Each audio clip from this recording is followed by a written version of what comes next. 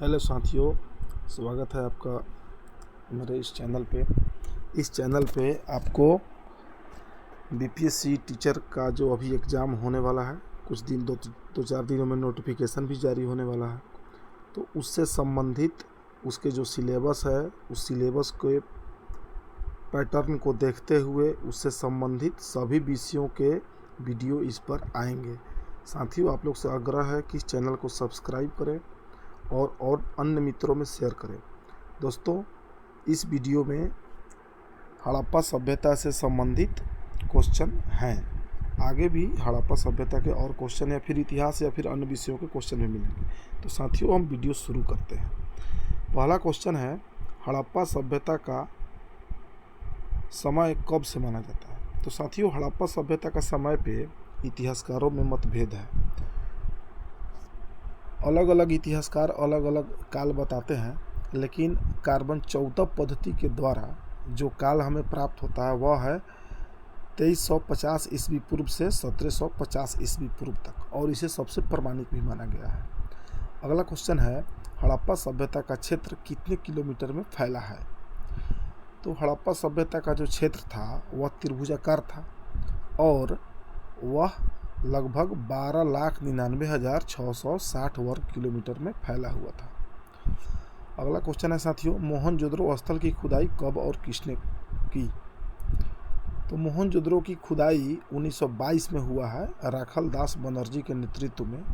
और यहीं पर एक क्वेश्चन और पूछता है साथियों कि मोहनजोदड़ो किस नदी के किनारे है? तो मोहनजोदड़ो है सिंधु नदी के किनारे, सिंधु, और हड़प्पा है रावी नदी के किनारे। आगे क्वेश्चन मिलेगा ही आपको। चलते हैं फिर अगले क्वेश्चन की तरफ। हड़प्पा सभ्यता का पता कब और किसने लगाया? तो हड़प्पा सभ्यता का पता अगले वीडियो में आपको नाम के साथ बताऊंगा साथियों। हड़प्पा सभ्यता का पता अंग्रेज़ों ने, उस समय चूँकि भारत पर अंग्रेज़ों का ही शासन था, और हड़प्पा और मोहनजोदड़ो सिंधु सभ्यता के दो महत्वपूर्ण स्थल हैं। उसमें सबसे बड़ा जो नगर था वह मोहनजोदड़ो था, और मोहनजोदड़ो और हड़प्पा दोनों अभी पाकिस्तान में है। तो आगे देखता हूँ साथियों, क्वेश्चन हुआ तो ठीक है, नहीं तो अगले वीडियो में आपको इन सभी प्रश्नों से संबंधित वीडियो जरूर मिलेगा। अगला क्वेश्चन है, हड़प्पा स्थल की खुदाई कब और किसने की? तो हड़प्पा स्थल की खुदाई राय बहादुर दयाराम साहनी ने करवाया था 1921 में। और एक क्वेश्चन और आता है कि हड़प्पा किस नदी के किनारे है? तो हड़प्पा है रावी नदी के किनारे। अगला क्वेश्चन है साथियों, हड़प्पा में किसकी आराधना की जाती थी? तो हड़प्पा में मातृदेवी और पशुपति की पूजा की जाती थी। मातृदेवी, इतिहासकारों ने मातृदेवी को इसलिए मानते हैं कि मातृदेवी की पूजा होती थी क्योंकि उस समय के अधिकतर मूर्तियों में या फिर जो मोहरे मिले हैं उसमें महिलाओं का ज़्यादा रूप से मिलता है, इसलिए ऐसा माना जाता है कि उस समय का परिवार मातृसत्तात्मक था। अगला क्वेश्चन है साथियों, आग से पकी हुई मिट्टी को क्या कहा जाता था? तो आग से पकी हुई मिट्टी को टेराकोटा कहा जाता था। हड़प्पा वासियों का समाज कैसा था? Question number 8। तो हड़प्पा वासियों का समाज मातृसत्तात्मक था। अभी पिछले क्वेश्चन में हम लोग चर्चा किए थे इस पे। मनका निर्माण की फैक्ट्री कहाँ स्थित थी? तो मनका का मतलब हुआ कि जो महिलाएं जो माला पहनती हैं, जिसे गुड़िया भी बोलते हैं, तो गुड़िया का एक एक जो दाना होता है उसे मनका बोलते हैं। तो मनका बनाने का कारखाना चहुंदड़ो से प्राप्त हुआ है। अगला क्वेश्चन है साथियों, किस खेल का प्रचलन हड़प्पा के समय था? तो शतरंज का प्रचलन उस समय था। अगला क्वेश्चन है साथियों, हड़प्पा वासियों की सामाजिक व्यवस्था का मुख्य आधार क्या था? तो हड़प्पा वासियों की सामाजिक व्यवस्था का मुख्य आधार परिवार था। क्वेश्चन नंबर 12, बिल्ली का पीछा करते हुए कुत्ते के पंजों के निशान कहाँ मिले हैं?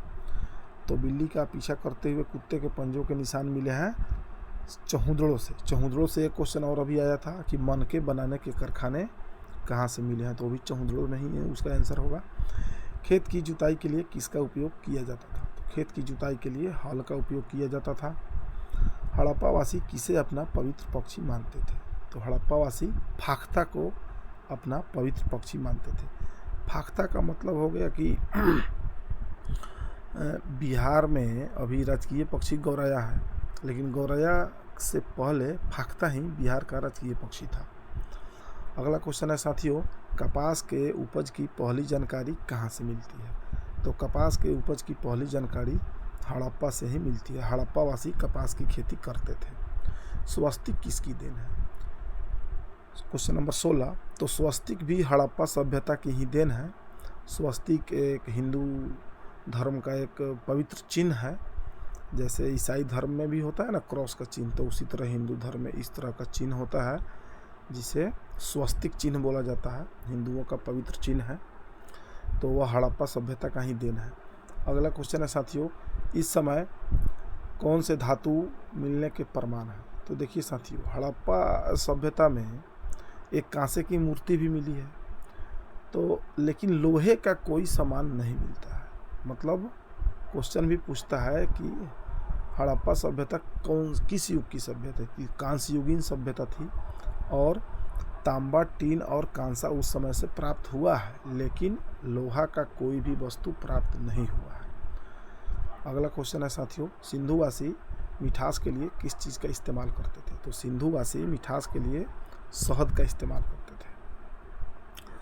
हड़प्पा के समय व्यापार की कौन सी प्रणाली प्रचलित थी? तो वस्तु विनिमय प्रणाली, यानी सामान को एक्सचेंज करना, अदला बदली करना, तो उस समय व्यापार की वस्तु विनिमय प्रणाली प्रचलित थी। अगला क्वेश्चन है साथियों, हड़प्पा सभ्यता में शहरीकरण की प्रमुख विशेषता क्या थी? तो हड़प्पा सभ्यता में शहरीकरण की प्रमुख विशेषता निकास प्रणाली। यहाँ पर निकास में जल छूट रहा है, जल निकास प्रणाली। हड़प्पा सभ्यता का तो एक सबसे महत्वपूर्ण बिंदु है कि वह एक शहरी सभ्यता थी। सड़कें उसके चौड़े थे, एक दूसरे को समकोण पर काटते थे इस प्रकार से, और सभी पके हुए ईंट। एक क्वेश्चन बीपीएससी के एग्ज़ाम में पहले भी पूछ चुका है कि हड़प्पा सभ्यता एक शहरी सभ्यता थी, इसका मुख्य पॉइंट क्या है? तो पके हुए ईंट का इस्तेमाल हुआ है। उस समय के तत्कालीन जो भी सभ्यताएं हैं, वह मेसोपोटामिया की सभ्यता हो या फिर मिस्र की सभ्यता हो या और कोई सभ्यता, वहाँ पे कहीं पर भी पके हुए ईंटों का प्रयोग नहीं हुआ है। तो पके हुए ईंटों के प्रयोग के साथ साथ जल निकासी प्रणाली, जो आजकल शहरों में प्रचलित है कि घरों से निकल के नालियों में जाएगा, नालियों का पानी फिर से बड़े नालियों में जाएगा जो सड़क के किनारे होते हैं, और फिर वह नाली किसी नदी या फिर तालाब या फिर अन्य जल स्रोतों में जाके मिल जाता है। तो उस तरह की व्यवस्था थी हड़प्पा सभ्यता में। अब वीडियो यहीं पे समाप्त होता है साथियों। अगले वीडियो में फिर आपसे मिलेंगे, और आपको जिस विषय का भी वीडियो चाहिए साथियों, आप प्लीज़ आप कमेंट कीजिएगा, आपको उस विषय से संबंधित वीडियो ज़रूर मिलेगा।